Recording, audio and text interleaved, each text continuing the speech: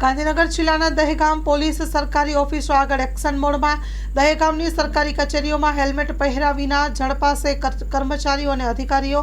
તેની સામે ટ્રાફિક નિયમન પોલીસ કાયદેસર ₹500ની દંડનીય મેમો ફટકારશે। તેવા અધિકારીઓ અને કર્મચારીઓ રાજકીય વગદારોની વગ ચલાવી શકશે નહીં। રાજ્યમાં અકસ્માતોના સિલસિલા દિન પ્રતિદિન વધુને વધુ વેગવંતા અકસ્માતો બનતા હોય છે। ગુજરાત રાજ્યના પોલીસ વડાએ અકસ્માતોને અંકુશમાં લાવવા માટે હેલ્મેટ ફરજિયાત પહેરવા પ્રથમ આદેશ જિલ્લા અને તાલુકાના સરકારી કર્મચારીઓને ફરજિયાત પહેરવા અપીલ કરી હતી। કચેરીઓમાં ફરજ બજાવતા અધિકારીઓ કર્મચારીઓ વાહન ચાલકોના પેટનું પાણી જો હલતું ન હોય તો હેલ્મેટ ફરજિયાત પહેરવા ગુજરાત રાજ્યના પોલીસ વડાએ લાલ આંખ કરી છે।